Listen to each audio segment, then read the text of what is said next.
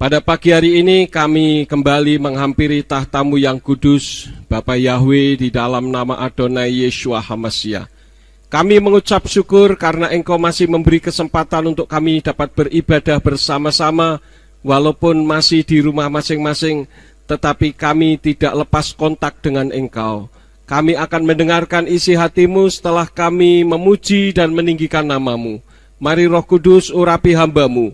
Urapi setiap kami yang mendengar firman-Mu dengan urapan yang sama, agar firman yang ditaburkan dapat kami pahami dan kami mengerti, sebagaimana Engkau memberikan pemahaman dan pengertian kepada hamba-Mu.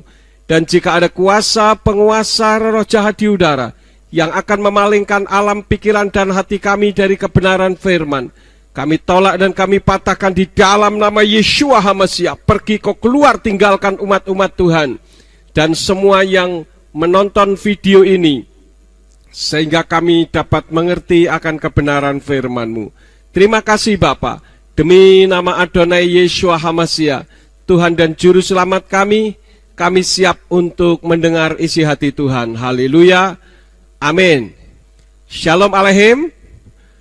Pada pagi hari ini Bapak Ibu Saudara sekalian, kita masih patut mengucap syukur kepada Bapa Yahweh Besem Yeshua HaMashiach Beruah HaKodesh, karena pada pagi hari ini Tuhan masih mengizinkan kita untuk memuji dan meninggikan namanya. Sekarang kita akan mendengarkan isi hati Tuhan. Firman yang saya bawakan pada pagi hari ini seperti yang sudah saya umumkan beberapa hari sebelumnya, yang saya beri judul beda jumlah.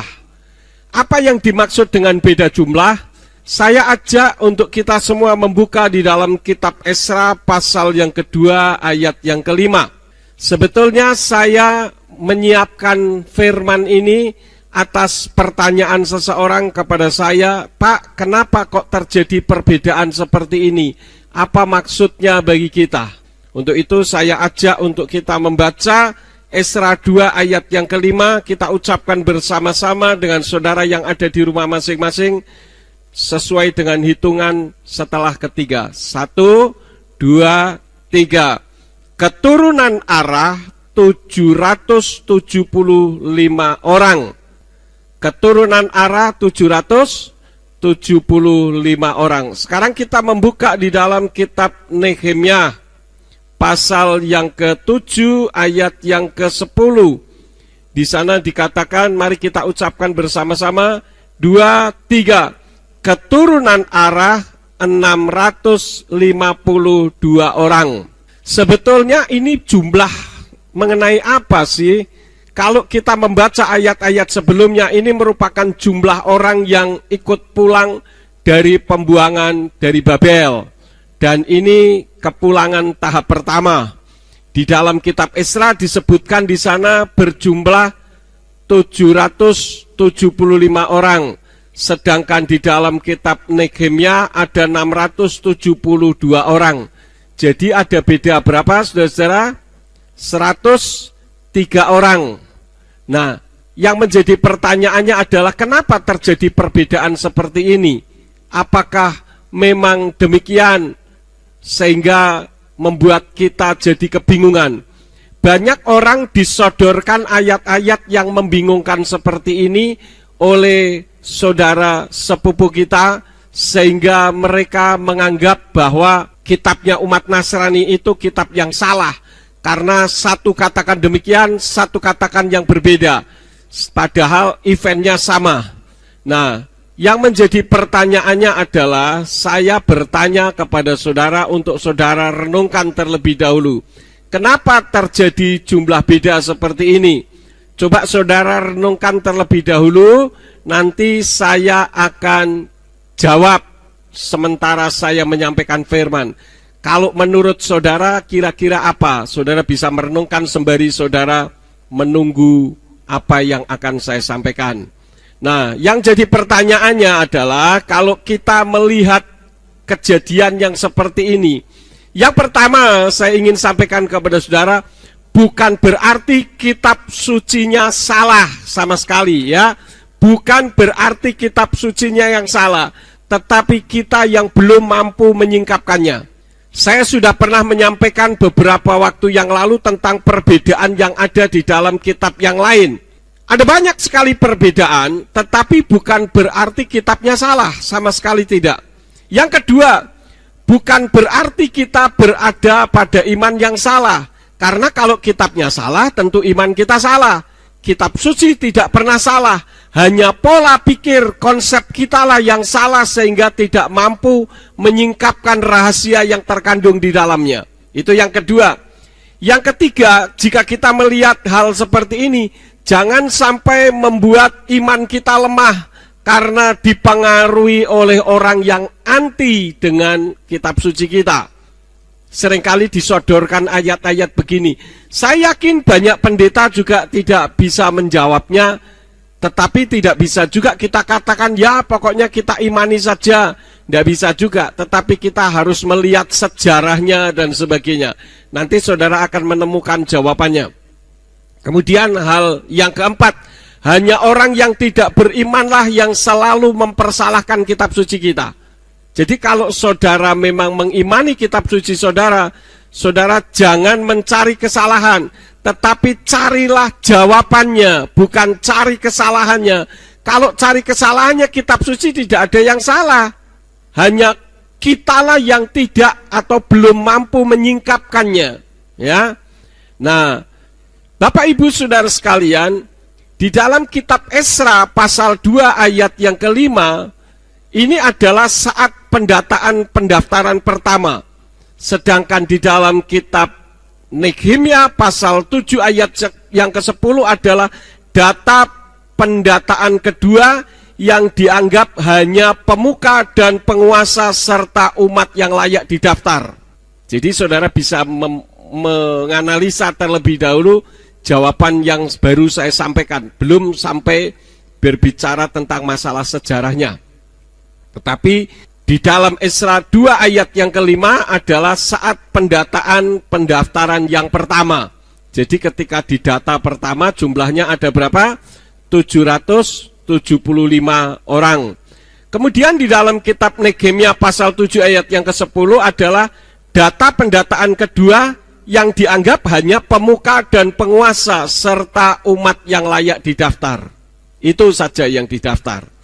Ini adalah hal yang pertama, tapi belum menjamah sejarahnya. Kemudian yang berikut, kenapa terjadi penyebab perbedaan? Saya sampaikan di sini ada 3 hal, ya. Yang pertama, perempuan. Karena orang Yahudi menganut garis keturunan patrilineal, bukan matrilineal. Artinya apa? Bahwa perempuan itu tidak masuk di dalam hitungan. Jadi yang pertama adalah ada yang dicatat tetapi tidak dihitung. Ini kemungkinan awalnya. Seperti kalau saya tanya kepada saudara, anak-anak Yakub ada berapa? Banyak orang taunya 12, karena ada 12 suku Israel. Tapi sebetulnya ada satu yang tidak terdata, yaitu Dina. Dina adalah anaknya Yakub. Tapi karena dia perempuan, maka tidak masuk di dalam daftar keturunan yang mendapatkan hak waris. Kenapa? Karena orang-orang Yahudi menganut garis patrilineal, garis keturunan ayah. Ya, seperti misalkan orang suku Batak. Suku Batak itu kan di belakang ada marga, ya saudara-saudara. Maka kalau perempuan, marganya hilang. Sama seperti suku Tionghoa. Suku Tionghoa itu ada Sai namanya, yang ada ditaruh di depan, ya. Dan kalau perempuan ketika menikah dengan orang lain yang beda Sai, beda marga, maka marga yang perempuan itu akan hilang dan ikut marga yang laki. Jadi ini yang disebut dengan menganut garis keturunan patrilineal, bukan matrilineal. Jadi Bapak Ibu Saudara sekalian, tradisi ini yang dianggap berpengaruh. Tetapi saya ingin menyampaikan kepada saudara, orang Yahudi boleh membedakan antara gender laki-laki dan perempuan. Tetapi kitab suci mengajarkan kepada kita, Yahweh tidak pernah membedakan gender. Justru saya ingin sampaikan kepada Bapak Ibu Saudara sekalian bahwa bagi saudara yang perempuan, sebetulnya saudara patut bersyukur, patut berterima kasih kepada Bapak Yahweh karena saudara diciptakan sebagai seorang perempuan. Kenapa? Pepatah dunia katakan perempuan adalah makhluk ciptaan Tuhan yang lemah. Saya katakan tidak, itu terbalik, saudara-saudara. Nanti kita akan tahu. Ya, jadi jangan saudara merasa diri sebagai perempuan yang lemah, sehingga ketika menghadapi masalah, saudara masuk kamar, tutup pintu, tengkurap di bantal, saudara menangis. Itu bukan sifat perempuan yang diciptakan oleh Elohim. Kita melihat bagaimana Tuhan justru memakai para perempuan. Yang pertama, di dalam kitab Kejadian, saya ajak untuk kita membuka bersama-sama Kejadian pasal yang kedua, ayat yang ke-18. Di sana dikatakan, dan Yahweh Elohim berfirman, tidak baik kalau manusia itu seorang diri saja. Aku akan menjadikan baginya seorang penolong yang setara dengannya. Ini adalah ketika Yahweh akan menciptakan perempuan. Perempuan diciptakan untuk menolong laki-laki atau Adam, sehingga terciptalah Hawa diambil dari tulang rusuk Adam. Walaupun perempuan diambil dari tulang rusuk, tetapi saya katakan perempuan lebih perkasa, perempuan lebih kuat daripada laki-laki. Penolong dengan yang ditolong lebih kuat mana, saudara-saudara? Lebih kuat penolong, sehingga dia menolong orang yang lemah. Manusia diciptakan dari apa? Dari debu tanah. Itu laki-laki. Kalau perempuan dari tulang, jadi lebih kuat tulang daripada tanah, ya. Itu bukti bahwa perempuan itu sebetulnya lebih hebat dari laki-laki. Saya ingatkan, keberhasilan, kesuksesan seorang laki-laki tidak lepas dari perempuan yang mendampinginya. Ini yang saudara harus perhatikan. Jadi sebagai seorang perempuan, jangan saudara merasa sebagai ciptaan Tuhan yang lemah. Tidak, saudara-saudara. Saudara adalah ciptaan Tuhan yang kuat, yang menjadi penolong laki-laki. Ini yang pertama. Yang kedua, Tuhan menciptakan perempuan sebagai penyelamat Holocaust. Kalau kita membuka di dalam kitab Ester, kita membuka di dalam kitab Ester, pasal yang keempat, ayat yang ke-8.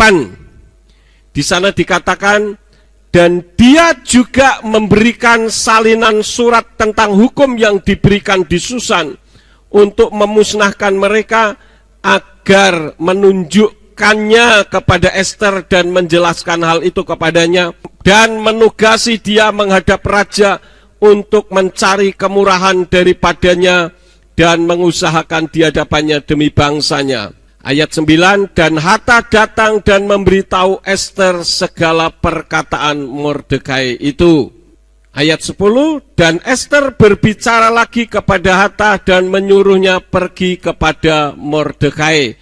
Kalau kita baca ayat selanjutnya, ada satu kisah yang menarik. Saya lanjutkan saja supaya cepat untuk membuka di dalam kitab Ester pasal yang ke-8, ayat yang ke-3 sampai ayat yang ke-7. Di sana dikatakan demikian. Dan Ester berkata lagi kepada raja dan sujud pada kakinya. Dan dia memohon dengan menangis supaya maksud jahat Haman orang Agag itu dan persekongkolan yang telah dia rencanakan terhadap orang Yahudi dibatalkan. Kemudian raja mengulurkan tongkat emas kepada Ester, dan Ester bangkit dan berdiri di hadapan raja dan berkata, jika baik bagi raja dan aku beroleh kasih dalam pandangannya, dan hal itu benar di hadapan raja, dan aku baik di matanya, biarlah ditulis surat perintah untuk menarik kembali surat-surat yang berisi rancangan Haman anak Hammedata, orang Agag itu, yang ia tulis untuk membinasakan orang Yahudi di seluruh provinsi raja. Karena bagaimana aku dapat melihat malapetaka yang akan menimpa bangsaku, dan bagaimana aku dapat melihat pembantaian sanak saudaraku, Lalu Raja Ahasweros berkata kepada Ratu Ester serta kepada Mordekai orang Yahudi itu, "Lihatlah, aku telah memberikan rumah Haman kepada Ester, dan mereka telah menggantung ia pada tiang gantungan kayu, sebab ia telah mengacungkan tangannya melawan orang Yahudi." Di sini kita melihat bagaimana Ester yang notabene bergender perempuan dipakai oleh Bapa Yahweh untuk menyelamatkan bangsa Yahudi dari kepunahan yang dilakukan oleh Haman. Dan oleh keberanian Ester, maka Ester menghadap raja. Pada saat itu tidak sembarangan seorang perempuan istri raja menghadap raja kalau tidak dipanggil. Kalau raja tidak mengulurkan tongkat emasnya, berarti perempuan itu harus dibunuh. Tetapi Ester melakukan puasa terlebih dahulu atas saran dari Mordekai, kemudian dia menghadap kepada Raja Ahasweros untuk mendapatkan belas kasihannya. Dan ketika dia mendapatkan belas kasihan, raja mengulurkan tongkat emasnya, maka permohonan Ratu Ester ini diterima oleh raja. Maka Haman yang akan membantai semua orang Yahudi, justru dia yang mati di tiang gantungan. Jadi di sini kita melihat bagaimana Tuhan memakai perempuan untuk menolong orang Yahudi. Yang pertama tadi menolong pria, yang kedua menolong orang Yahudi dari Holocaust atau pembantaian massal, pembantaian, pemunahan bangsa Yahudi. Jadi saudara-saudara, berbanggalah menjadi perempuan dan jangan saudara terobsesi dengan perkataan perempuan adalah ciptaan Tuhan yang lemah. Tidak, itu boleh kata dunia, tetapi kata firman Tuhan, perempuan adalah ciptaan Tuhan yang kuat, lebih kuat dari laki-laki. Yang ketiga, Tuhan memakai perempuan sebagai pahlawan yang lebih berani daripada pria. Jadi ternyata perempuan ini lebih berani daripada pria. Kita melihat di dalam kitab Hakim-Hakim pasal yang keempat ayat yang ke-9. Di sana dikatakan, dan dia berkata, "Baiklah, aku akan pergi bersamamu, tetapi kehormatan tidak akan menyertaimu dalam perjalanan ini, karena Yahweh akan menyerahkan Sisera ke dalam tangan seorang wanita." Dan Deborah pun bangkit dan pergi bersama Barak ke Kedes. Saya tidak akan menceritakan kasus ini karena kasusnya cukup panjang dan cukup menarik sebetulnya kalau diceritakan. Tetapi saudara bisa membaca ayat-ayat sebelumnya dan ayat-ayat sesudahnya. Ini satu cerita kepahlawanan yang dilakukan oleh Deborah.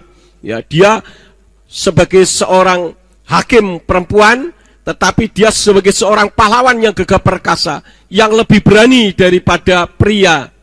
Ini adalah bukti bahwa Bapa Yahweh memberi keberanian kepada seorang perempuan.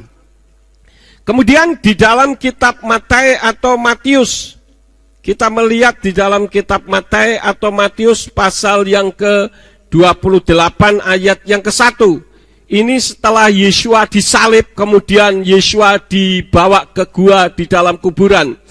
Dikatakan, dan setelah lewat hari Sabat, saat fajar menyingsing pada hari pertama pekan itu, Miriam Magdalene dan Miriam yang lain datang untuk menengok ke kubur itu. Pagi-pagi sekali mereka sudah pergi ke kubur Yesua. Sementara yang laki-laki masih ketakutan, dicekam ketakutan peristiwa pembunuhan yang dilakukan oleh tentara Romawi terhadap Yesua pada hari kemarinnya. Sehingga mereka dalam keadaan syok. Tetapi perempuan-perempuan ini dengan ketegarannya, mereka justru datang ke kubur Yesua. Jadi perempuan itu lebih berani, ya. Jadi ini ke kubur loh saudara-saudara. Kalau di Indonesia seringkali kubur itu identik dengan dunia setan. Sehingga orang kalau mau lewat kuburan takut, saya tidak berani, siapa tahu nanti di situ ada momok, ada setan yang datang. Perempuan tidak boleh takut. Karena di dalam kitab suci perempuan lebih berani daripada pria. Ya. Kemudian Tuhan memakai perempuan untuk melakukan pembunuhan orang penting. Kita kembali ke kitab Hakim-Hakim tadi, Hakim-Hakim pasal yang keempat, kita lihat ayat yang ke-21. Namun Yael, istri Heber itu mengambil sebuah patok kemah dan palu di tangannya, mendekatinya diam-diam dan menancapkan patok itu ke dalam pelipisnya dan memukulnya hingga menembus tanah karena ia telah tidur lelap karena lelahnya, maka matilah orang itu. Jadi di sini kita melihat bagaimana Yael ini yang membunuh. Ya, jadi artinya bahwa perempuan dipakai oleh Tuhan untuk membunuh orang penting. Saudara bisa membaca ayat sebelum dan sesudahnya. Cerita ini juga cukup menarik. Kalau saya ceritakan lagi juga terlalu panjang jalan ceritanya. Tetapi saudara bisa membaca sendiri, dengan singkat saudara akan menemukan bagaimana kisahnya yang luar biasa itu. Kemudian hal selanjutnya, perempuan juga yang dipinjam rahimnya oleh Yahweh bagi kelahiran Yeshua HaMashiach. Kita membuka di dalam kitab Matius pasal yang ke-1 ayat yang ke-18. Di sana dikatakan, dan kelahiran Yeshua HaMashiach adalah sebagai berikut. Karena Miriam, ibunya yang sudah ditunangkan dengan Yosef, sebelum mereka hidup bersama, dia didapati sedang mengandung di dalam rahimnya dari Ruach HaKodes. Jadi Tuhan memakai rahim seorang perempuan untuk melahirkan Yeshua HaMashiach, yang tidak lain adalah dirinya sendiri. Ada banyak orang kebingungan, bagaimana Tuhan kok bisa jadi manusia? Ya saya tanyanya simpel, saudara percaya bahwa Tuhan itu maha kuasa? Pasti saudara akan berkata percaya. Kalau saudara tidak percaya, ya saya tidak akan melanjutkan perkataan selanjutnya. Kenapa? Karena saudara tidak percaya bahwa Tuhan itu tidak maha kuasa. Lalu untuk apa saudara menyembah kepada Tuhan yang tidak maha kuasa? Saya mengakui bahwa Tuhan Elohim pencipta langit dan bumi, yaitu Yahweh namanya. Dia adalah Elohim yang perkasa, dia Elohim yang maha kuasa, dia maha segala-galanya, dia mampu melakukan apa saja yang dia mau. Karena itulah maka Yahweh turun ke bumi dalam wujud manusia, yaitu Yeshua HaMashiach. Nothing impossible bagi Bapa Yahweh. Tidak ada hal yang mustahil bagi Bapa Yahweh. Kalau manusia tidak mungkin. Dan jangan berbicara tentang Yahweh seperti saudara berbicara kepada orang lain tentang manusia. Karena Tuhan itu beda dengan manusia. Iyob misalkan, dia walaupun tidak mengenal Yahweh sebelumnya, sebelum mendapatkan pencobaan, tetapi teman-temannya, kitab suci katakan di dalam kitab Iyob, mereka tidak berbicara benar tentang Elohim. Ya, berbicara tentang Elohim itu, seluk-beluk tentang Elohim itu tidak benar. Kenapa? Karena Elohim dipikir dengan pola pikirnya sendiri. Ini sangat tidak mungkin, saudara-saudara. Ya. Kemudian kita melihat masih di dalam kitab Matius pasal yang ke-28 ayat yang ke-1 sampai ayat yang ke-8. Di sini kita melihat bagaimana Bapa Yahweh memakai perempuan untuk menjadi pemberita kebangkitan Yeshua HaMashiach. Matius 28 ayat 1 sampai 8 berkata demikian. Dan setelah lewat hari Sabat, saat fajar menyingsing pada hari pertama pekan itu, Miriam Magdalene dan Miriam yang lain datang untuk menengok kubur itu. Dan lihatlah, sebuah gempa bumi yang besar telah terjadi, karena seorang malaikatnya Yahweh ketika turun dari sorga sambil menghampiri dia, menggulingkan batu dari pintu kubur itu dan duduk di atasnya. Dan rupanya seperti kilat dan pakaiannya putih bagaikan salju. Dan karena rasa takutnya, mereka yang sedang menjaga itu terguncang dan menjadi seperti orang-orang mati. Dan sambil menanggapi, malaikat itu berkata kepada wanita-wanita itu, janganlah kamu takut, karena aku mengetahui bahwa kamu mencari Yeshua yang sudah disalibkan. Dia tidak ada di sini, karena dia sudah dibangkitkan, sebagaimana yang sudah dia katakan. Mari, lihatlah tempat itu, tempat di mana Tuhan dibaringkan. Dan dengan pergi secepatnya, katakanlah kepada murid-muridnya, bahwa dia sudah dibangkitkan dari antara yang mati.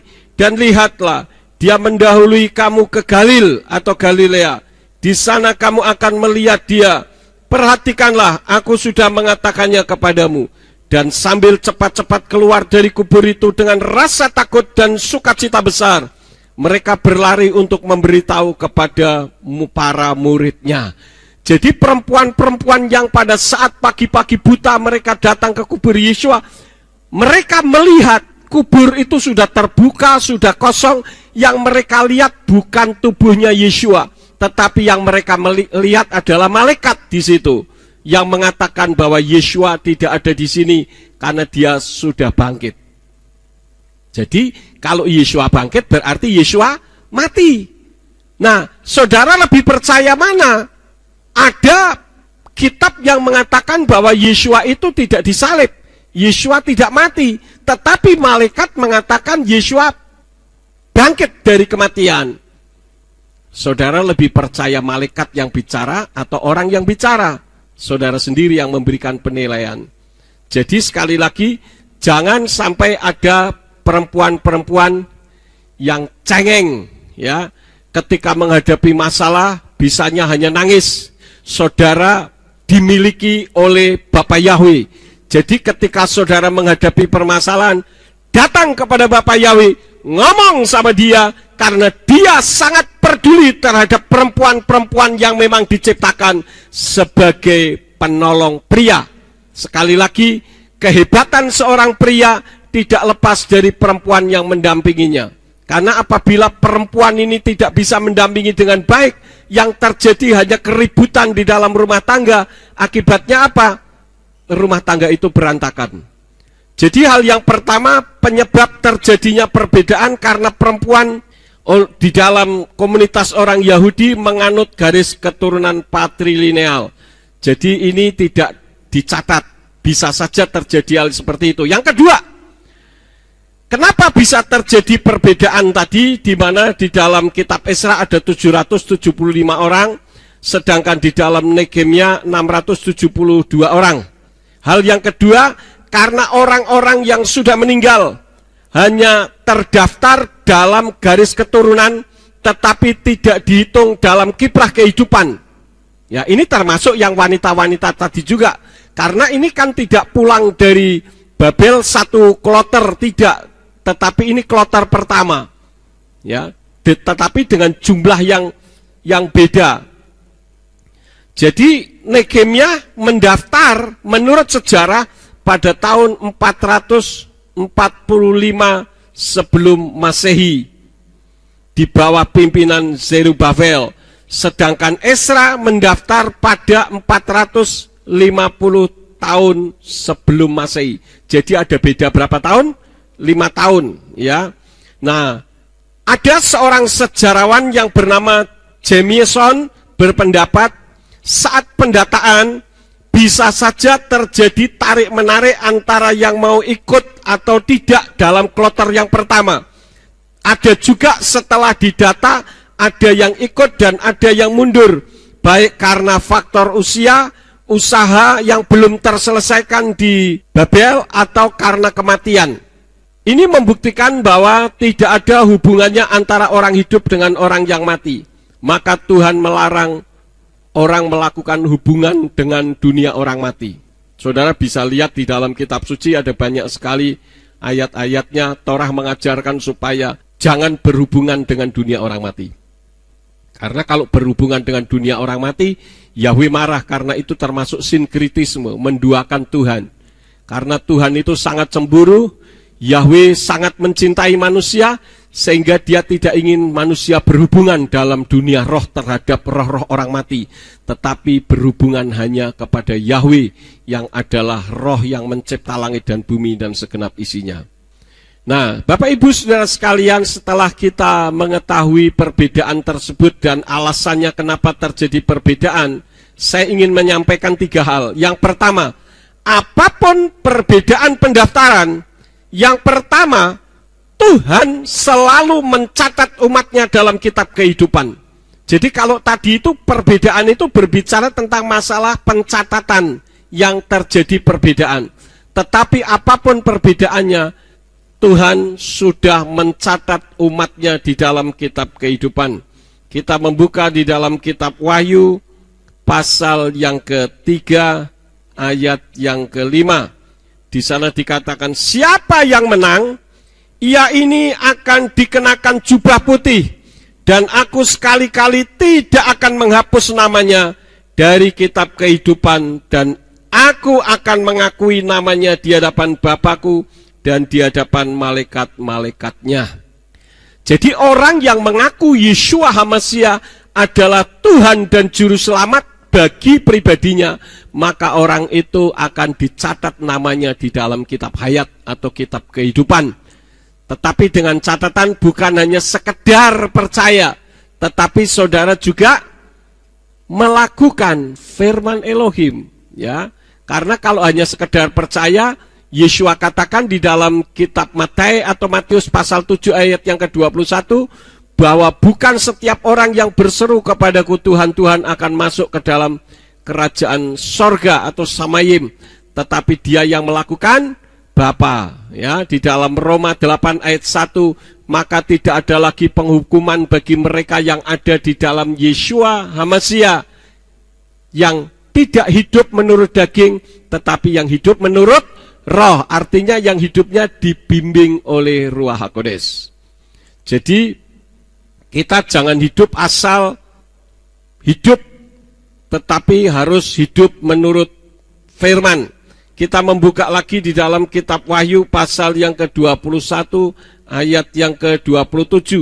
Di sana dikatakan, dan setiap yang najis dan yang melakukan kekejian dan dusta sekali-kali tidak akan masuk ke dalamnya, kecuali mereka yang tertulis dalam kitab kehidupan anak domba. Jadi ketika saudara melakukan firman, saudara mengasihi Yeshua, maka jaminan kepastian keselamatan saudara peroleh. Ya. Jadi apapun perbedaan yang ada dalam kitab suci, bukan berarti kitabnya salah. Termasuk kalau saudara melihat perbedaan nama-nama silsilah Yeshua di dalam kitab Matius dengan kitab Lukas kan berbeda. Kenapa terjadi perbedaan itu? Saya tidak akan uraikan ini karena saya sudah ada videonya.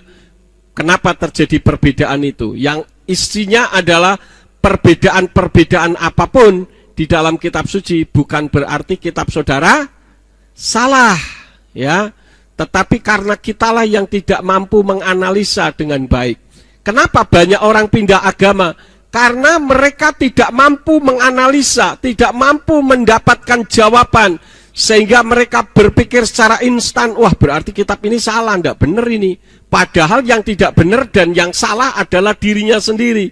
Kenapa? Karena tidak mampu menganalisa firman dengan benar, ya.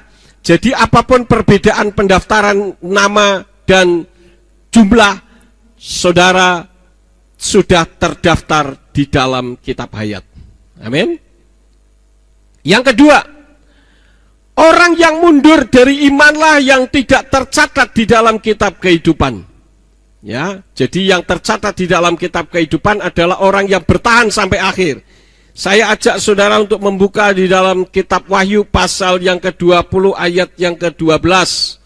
Di sana dikatakan, dan aku melihat mereka yang mati, kecil dan besar, yang berdiri di hadapan Elohim, dan dibukalah gulungan kitab.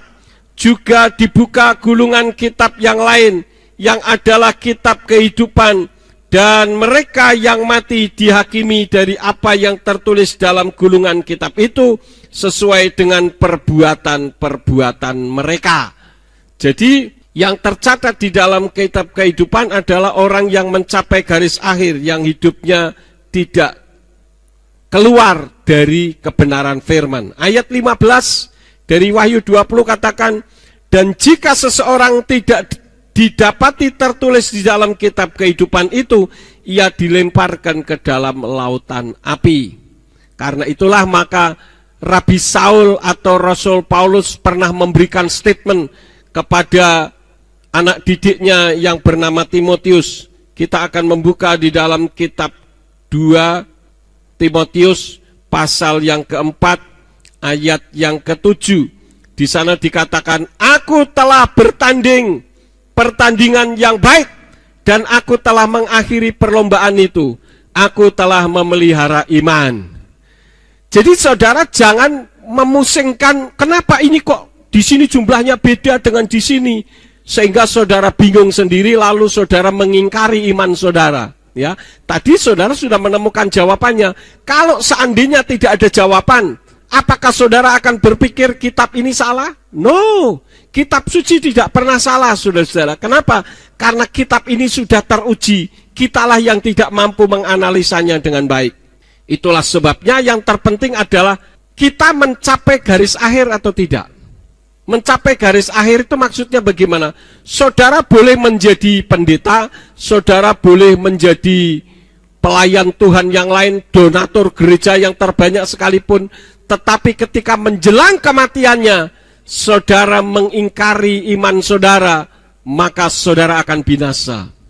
Ya, di Mentawai ada seorang pendeta yang pindah menjadi beragama lain, tetapi ternyata ketahuan bahwa hal itu karena dia mencabuli anak di bawah umur.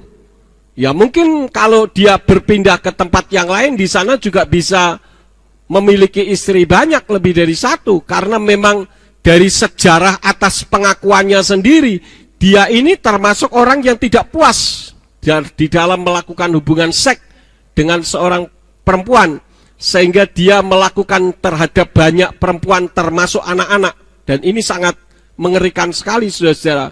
Karena itu ketika ditangkap dan masuk penjara, ya tidak ada orang yang menolong umat Nasrani. Kenapa? Karena dia sudah melakukan pelanggaran ini berkali-kali, dan bahkan banyak orang yang membelanya. Tetapi ketika tidak ada perubahan, ya setelah dia ditangkap, ya tidak ada yang menolong. Nah sekarang minta pertolongannya dari mana? Dia pindah agama supaya dia mendapatkan keringanan hukuman atau sebaliknya. Saya tidak tahu apa motivasinya. Yang jelas dia kalau tidak bertobat, dia akan binasa. Kenapa? Karena kitab suci katakan di dalam Kisah 4 ayat yang ke-12, di bawah kolong langit ini tidak ada nama lain yang olehnya manusia diselamatkan kecuali melalui nama Yeshua HaMasiah. Jadi di luar Yeshua tidak ada keselamatan. Itu bukan saya, itu statement kitab suci, saudara-saudara.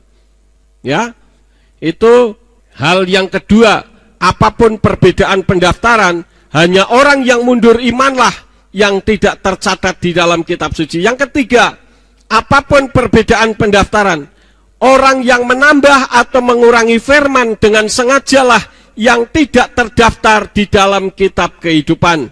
Kita membuka lagi di dalam kitab Wahyu, pasal yang ke-22, ayat yang ke-19. Di sana dikatakan, dan jika seseorang membuang sesuatu dari perkataan-perkataan kitab nubuat ini, Elohim akan menghapus bagiannya dari kitab kehidupan dan dari kota kudus dan apa yang telah tertulis di dalam kitab ini. Jadi orang yang menambah, mengurang kitab suci dengan visi dan misinya sendiri, maka orang itulah yang akan dicoret dari kitab kehidupan. Karena itu kalau kita membaca di dalam 1 Yohanes pasal 5 ayat yang ke-7, Tuhan itu satu, tetapi dia bermanifestasi dalam 3 manifestasi. Dia disebut Bapa karena dia mencipta, yaitu Yahweh. Dia disebut Putra atau firman karena dia sedang berfirman kepada manusia, yaitu Yahweh itu sendiri dengan nama Yeshua HaMasiah. Kemudian dia yang berbicara, membimbing kepada manusia di dalam kehidupan manusia, yang disebut Immanuel, Imuna Anaknu Elohim, Elohim yang berdiam di dalam diri manusia. Itulah Ruach HaKodes. Itu satu. Jadi Bapa, Putra, Roh Kudus, Yahweh, Yeshua, dan Ruach HaKodes. Jangan ditambah Allah, ini namanya menambah lagi, saudara-saudara, ya. Dan jangan mengurangi, sehingga ada istilah sekali selamat tetap selamat. Karena di dalam kitab Roma pasal yang ke-8, saya ulang lagi sedikit tadi, ayatnya sudah saya sebut, pasal 8 ayat 1 dikatakan, oleh karena itu sekarang tidak ada penghukuman bagi mereka yang ada di dalam HaMasiah Yeshua. Titik. Kalau di dalam kitab suci Yayasan Lembaga Alkitab Indonesia. Kemudian kalau kita membaca di dalam Brit Kadasa, kemarin saya sudah sampaikan, di sana ada kelanjutannya, yaitu yang tidak hidup menurut daging tetapi menurut roh. Di dalam kitab King James Version, di sana dikatakan, there is therefore now no condemnation to them which are in Christ Jesus, who walks not after the flesh but after the Spirit. Jadi bukan hanya sekedar orang yang percaya Yeshua HaMashiach sebagai Tuhan dan Juru Selamat lalu selesai. Bukan itu, saudara-saudara. Nah, kemudian siapa yang dicatat dalam kitab kehidupan? Di dalam kitab Keluaran pasal yang ke-32 ayat yang ke-32 dikatakan, dan sekarang apakah engkau akan menanggung dosa mereka? Dan jika tidak, aku mohon hapuskan aku keluar dari dalam kitabmu yang telah engkau tulis. Jadi kalau di dalam kitab terjemahan Indonesian Literal Translation dikatakan menanggung dosa. Yang dimaksud menanggung dosa itu maksudnya adalah mengambil dosa manusia. Tetapi di dalam terjemahan Yayasan Lembaga Alkitab Indonesia, di sana diterjemahkan mengampuni dosa. Itu artinya mengampuni manusia dari dosa. Bukan dosanya yang diampuni, tetapi manusianya yang diampuni dari dosa. Itu maksudnya demikian. Lalu, siapa yang bisa mengampuni manusia dari dosa? Di dalam kitab Injil Lukas pasal yang ke-12, kita lihat bersama-sama di dalam Lukas pasal yang ke-12 ayat yang ke-10. Di sana dikatakan, dan setiap orang yang mengatakan sesuatu perkataan yang melawan anak manusia, dia akan diampuni olehnya, tetapi yang menghujat melawan Roh Kudus, ia tidak akan diampuni. Sekali lagi saya bacakan di dalam Lukas 12 ayat 10. Dan setiap orang yang mengatakan suatu perkataan yang melawan anak manusia, dia akan diampuni olehnya, tetapi yang menghujat melawan Ruach HaKodes atau Roh Kudus, ia tidak akan diampuni. Jadi yang mengampuni dosa manusia menurut ayat ini adalah anak manusia. Nah, kalau kita melihat di dalam kitab Matius atau Matius pasal yang ke-9, kita akan lebih jelas lagi. Matius 9 ayat yang kedua dikatakan, dan lihatlah, mereka membawa kepadanya seorang lumpuh yang terbaring di tempat tidurnya, dan Yeshua setelah melihat iman mereka, dia berkata kepada orang lumpuh itu, teguhkanlah hatimu nak, kepadamu sudah diampunkan dosa-dosamu.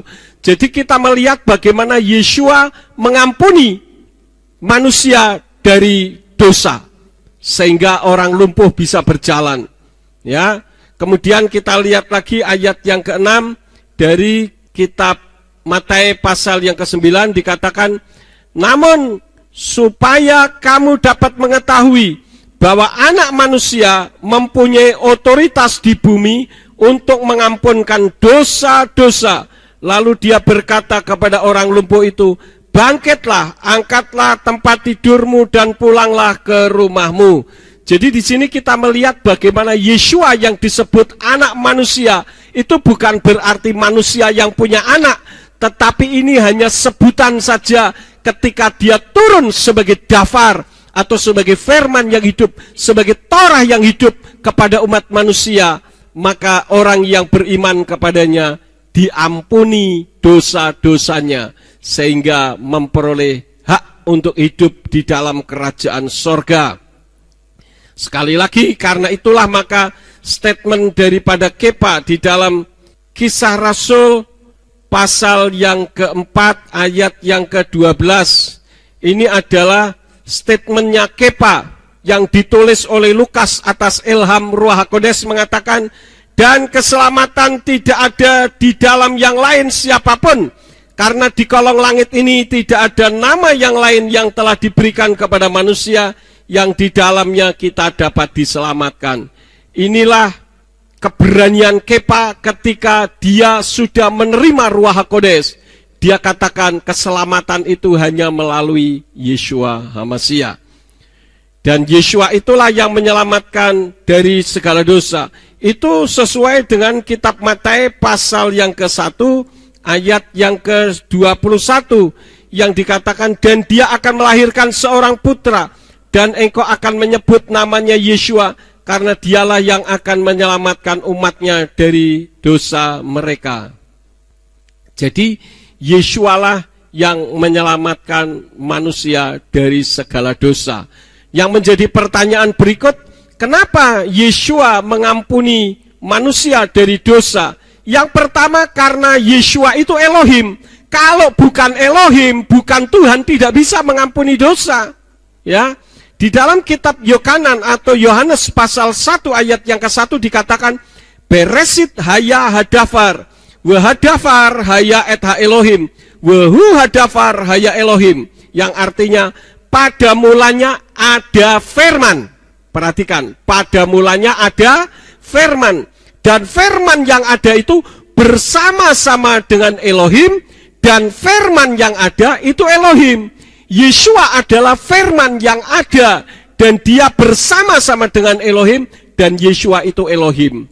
Itulah sebabnya maka Yeshua bisa mengampuni manusia dari dosa-dosanya, karena Yeshua itu Elohim. Yang kedua, karena Yeshua itu Yahweh. Coba kita melihat slide yang berikut ini. Di dalam Lukas 2 ayat yang ke-11 dari kitab Pesita atau Perjanjian Baru dalam bahasa Aramaik mengatakan, Atilat lekon geir yomana peruka daituhi Maria Mesia pemadinta de Daud. Karena hari ini telah lahir bagimu juru selamat, yaitu Tuhan Yah, Sang Mesias di kota Daud. Siapa yang disebut dengan Tuhan Yah? Yang disebut Tuhan Yah adalah Yahweh. Karena Yah itu merupakan kependekan dari Yahweh, dan itu sudah sering kali saya sampaikan dalam khotbah-khotbah saya.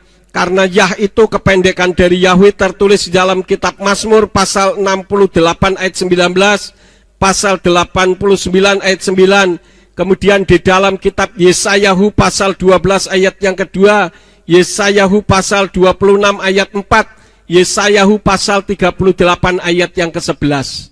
Jadi Yeshua itulah Yahweh yang lahir dalam wujud manusia. Bukan manusia, tetapi dalam wujudnya saja seperti manusia. Ya. Kemudian coba saudara lihat slide yang berikut ini di dalam 1 Korintus pasal 12 ayat yang ketiga dari kitab Hebraic Root Version atau versi akar Ibrani di dalam bahasa Inggris. Di sana dikatakan, Because of this, I make known to you that there is no one who speaks by the Spirit of Eloah and says that Yeshua is accursed, and neither is a man able to say that Yahweh is Yeshua except by the Ruach HaKodesh. Jadi menurut ayat ini, hanya orang yang penuh Roh Kuduslah yang mengatakan Yahweh itu Yeshua. Jadi kalau saudara masih belum mengatakan Yahweh itu Yeshua, Ruach HaKodesh belum bermanifestasi di dalam kehidupan saudara, karena itu belum keluar dari mulut saudara. Kalaupun itu sudah keluar dari mulut saudara, mungkin bisa saja itu baru sebatas pengetahuan kalau saudara tidak berani mengajarkannya. Jadi jangan menambahi, jangan mengurangi firman. Itu yang firman ajarkan kepada kita. Pertanyaan berikut, jawabannya kenapa Yeshua mengampuni manusia dari dosa? Yang ketiga, karena Yeshua itu pencipta manusia, maka dia berhak melakukan apapun terhadap ciptaannya sendiri, termasuk membinasakan, termasuk mengampuni, karena manusia itu ciptaan Yeshua. Di dalam Kolose 1 ayat yang ke-15, ini yang seringkali disalahartikan. Kenapa? Karena di dalam Kolose, kita lihat saja ya, Kolose pasal yang ke-1 ayat yang ke-15, di sana dikatakan, kalau terjemahan dari Yayasan Lembaga Alkitab Indonesia dikatakan, ia adalah gambar Allah yang tidak kelihatan, yang sulung, lebih utama dari segala yang diciptakan. Dari terjemahan ini seolah-olah Yeshua itu adalah ciptaan. Tetapi kalau di dalam kitab berbahasa Ibrani berbunyi, Wahu Salem Elohim Asher Panai Lo Yirau Ufkor Kal Nifra, yang artinya dia adalah gambar Elohim yang sulung, yang tidak kelihatan dan semua ciptaan. Ini di dalam kitab Brit Kadasa atau Perjanjian Baru dalam bahasa Ibrani.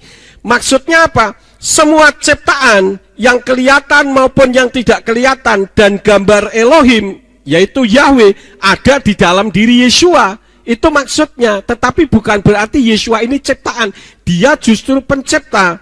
Contohnya di dalam Yohanan 1 ayat yang ketiga, Yohanes 1 ayat 3 dikatakan, kal hama asim niyu al yadu wa ein dafar asyer naasa mibal adai. Semua perbuatan dijadikan olehnya dan tidak ada yang dijadikan tanpa dia. Jadi Yeshua itulah yang menjadikan segala sesuatu, termasuk yang menjadikan manusia. Karena itu ketika Yahweh menciptakan, dia katakan, mari kita membuat manusia menurut gambar dan rupa kita. Karena Yahweh, Yeshua, dan Ruach HaKodes itu merupakan satu kesatuan, Echad, yang tidak bisa dipisah-pisahkan. Dan itu merupakan satu pribadi. Itulah sebabnya Yeshua mengampuni manusia dari dosa. Kemudian hal yang keempat, yang terakhir, kenapa Yeshua bisa mengampuni manusia dari dosa? Karena Yeshua itu mencintai manusia ciptaannya. Jadi terserah Yeshua, kalau kamu mau menurut ya aku ampuni, kalau engkau menolak ya aku tidak ampuni. Kira-kira begitu, ya.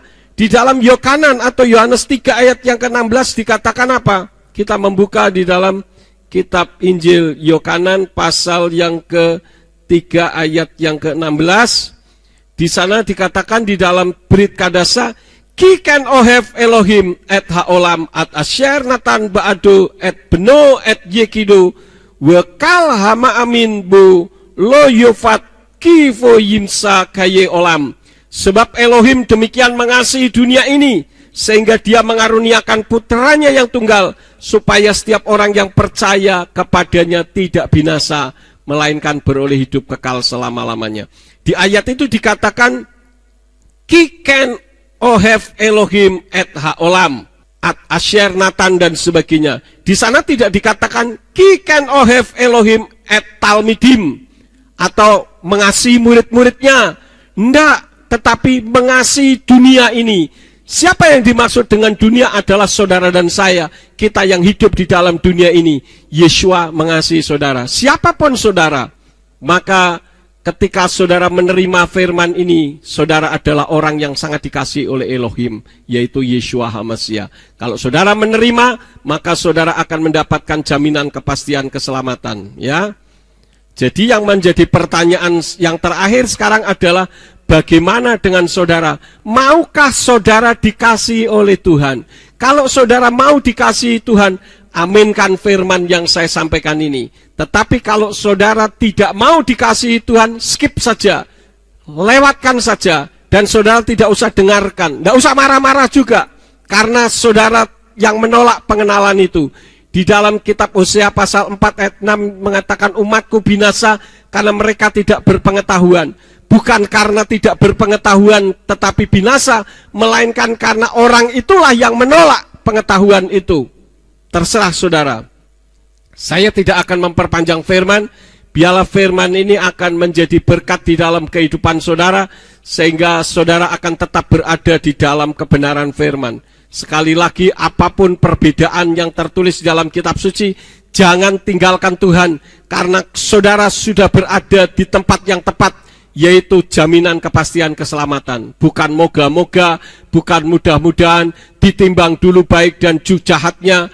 Percuma saudara melakukan perbuatan baik yang banyak, kalau ternyata ketika ditimbang, keburukan saudara lebih banyak daripada kebaikan. Berarti segala kebaikan yang saudara lakukan di atas muka bumi ini sia-sia. Jadi kita diselamatkan karena anugerah, karena kasih kemurahan Yeshua HaMasiah yang adalah Yahweh itu sendiri. Amin buat firman Tuhan. Bapak Ibu Saudara sekalian, sementara saya masih belum memberikan pengumuman apakah kita masih online ataukah kita sudah beribadah dengan protokol kesehatan, saudara tunggu saja di warta jemaat, di dalam grup jemaat Gereja Pemulihan Firman.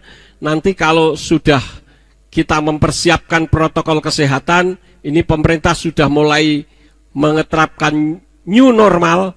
Kalau kita sudah persiapkan itu semua, maka kita akan ibadah secara langsung. Kenapa? Demi kesehatan kita sendiri ya. Saya sangat peduli dengan kesehatan saudara, supaya jemaat kita semuanya dalam keadaan sehat untuk kemuliaan bagi nama Bapa. Amin. Mari kita tundukkan kepala, kita berdoa, kita tutup, dan sekaligus saya doa berkat bagi saudara. Bapa Surgawi, kami mengucap syukur kepadamu, kalau pada pagi hari ini Engkau telah berfirman kepada kami, Berkati firman yang sudah kami dengar pada pagi hari ini untuk kemuliaan bagi nama-Mu. Walaupun kami melihat banyak sekali hal-hal yang kurang kami pahami di dalam kitab suci, kami tetap mengimani bahwa Yeshua HaMashiach adalah Tuhan dan Juru Selamat bagi kami. Yahweh adalah Tuhan yang turun ke bumi dalam wujud manusia, dan Ruach HaKodeslah yang memberikan bimbingan, sehingga pada pagi hari ini kami dapat mengetahui kenapa terjadi perbedaan jumlah orang yang pulang dari Babel menuju ke tanah perjanjian yang Tuhan sudah tentukan bagi jemaat Tuhan bangsa Yahudi. Terima kasih Bapa, Engkau sudah memberikan kekuatan iman kepada kami, karena kami tetap beriman kepada Tuhan yang benar. Sekarang kami akan melakukan aktivitas dalam kehidupan kami. Mari Tuhan Engkau memberkati kami, karena kami telah siap menerima berkat daripada-Mu. Mari kita angkat kedua belah tangan kita untuk menerima berkat Yahweh. Yifarka Yahweh wa yishmereka. Yahweh memberkati engkau dan memelihara engkau. Yair Yahweh pano oleh kawikuneka. Yahweh menyinari engkau dengan wajahnya dan memberi engkau anugerah. Yisa Yahweh pano oleh kawi Yashem leka shalom. Yahweh menghadapkan wajahnya kepadamu dan memberi engkau damai sejahtera. Diberkatilah engkau di kota dan diberkatilah engkau di ladang. Diberkatilah buah kandunganmu, hasil bumimu dan hasil ternakmu, yakni anak lembu sapimu dan kandungan kambing dombamu. Diberkatilah bakulmu dan tempat adonanmu. Diberkatilah engkau pada waktu masuk dan diberkatilah engkau pada waktu keluar. Sekarang kita lakukan aktivitas dalam kehidupan kita dan terimalah berkat. Kasih Bapa Yahweh Sang Pencipta, kasih karunia Adonai Yeshua HaMashiach Sang Pembeli Jiwa, dan Ruach HaKodes menyertai saudara sekalian sampai Maranatha. Adonai Yeshua HaMashiach datang kembali untuk yang kedua kali dan mengangkat kita semua. Haleluya. Amin.